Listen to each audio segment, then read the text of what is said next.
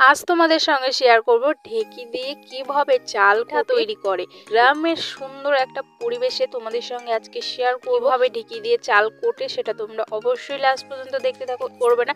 তার আগে সবাইকে good morning, welcome back to my channel আর এন ব্লগ। কেমন আছো তোমরা সবাই? আশা করি অনেক অনেক ভালো আছো।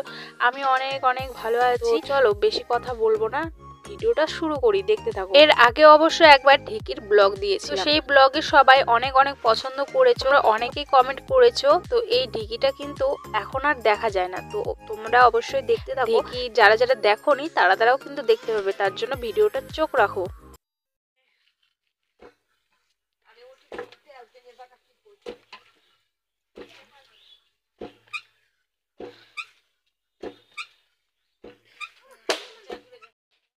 এই দেখো আমাদের গ্রামের ঢেকি। এই ঢেকি হচ্ছে পুষনার মধ্যে কিন্তু একদমই ফাঁকা পাওয়া যায়। অনেকে তো এখন মেলে ভাঙিয়ে চাল দিয়ে পিঠা খাচ্ছ, কিন্তু এই ঢেকির পিঠার যে স্বাদটাই কিন্তু অন্যরকম।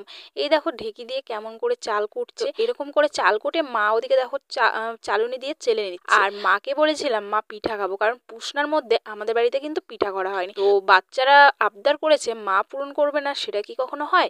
আমি ছেলেকে স্কুলে দিয়ে আসতে গিয়েছিলাম, সেখান থেকে এসে দেখি মা চাল কোটা শুরু করে দিয়েছে। ভাবলাম যে এই দৃশ্যটা তোমাদের সঙ্গে শেয়ার কেন করবো না, তো তার জন্য শেয়ার করলাম। আর তোমরা কিন্তু ঢেকিটা অনেকেই পছন্দ করেছো। আজকাল কিন্তু এই ঢেকিটা প্রায় বলতে পারো উঠেই গেছে, শুধু আমাদের বাড়িতেই আছে। তো তোমাদের সঙ্গে শেয়ার করবো না তাই কখনো হয়, তাই শেয়ার করলাম।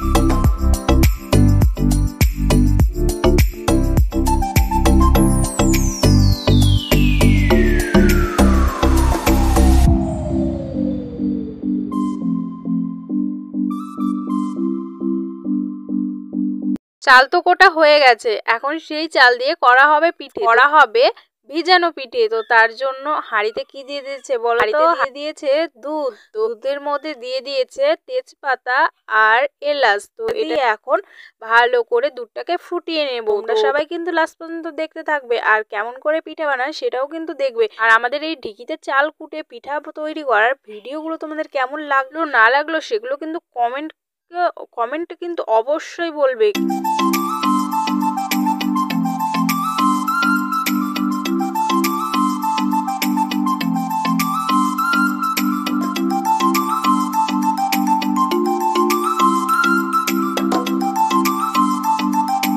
অনেক ইচ্ছা ছিল নারকেল দিয়ে পুলি পিঠা খাবো, তো সেই পুলি পিঠা খাওয়া আর হলো না। তো কেন হলো না সেটা কিন্তু তোমরা অবশ্যই দেখবে। তার জন্য দেখো এত কষ্ট করে আমি নারকেলটা ভাঙছি।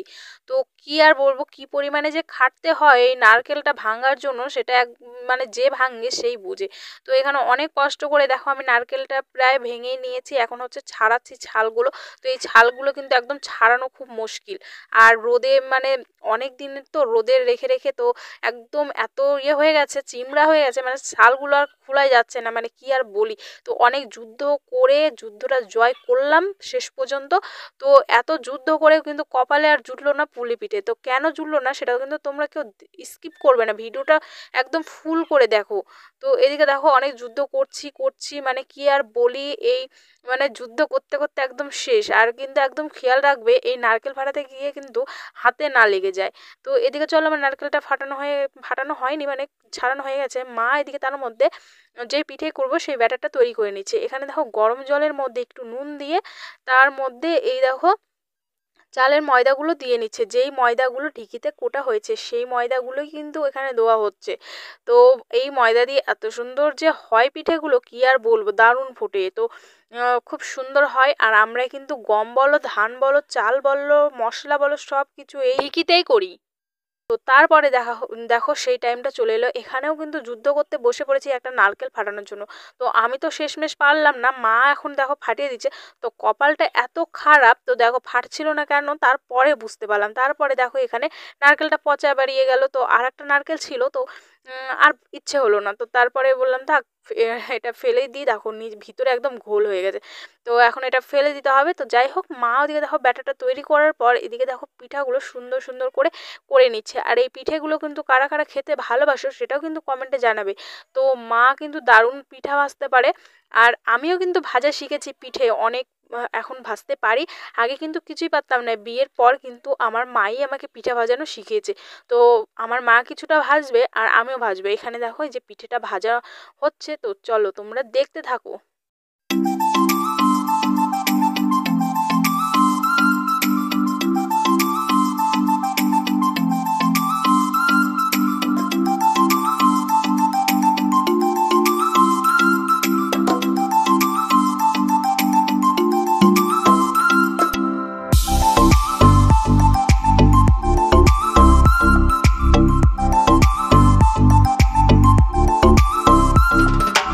এদিকে দেখো পিঠে ভাজা কিন্তু হয়ে গেছে। তারপরে একটা কাঁচির সাহায্যে সমস্ত পিঠে তুলে নিয়েছি। তারপরে মা এখানে দেখো আবার ভাজছে।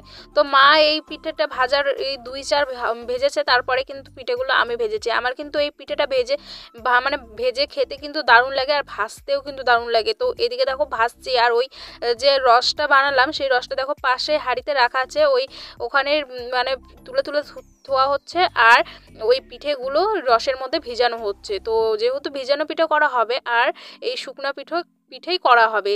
তো চলো দেখতে থাকো কিভাবে বানায় পিঠেগুলো।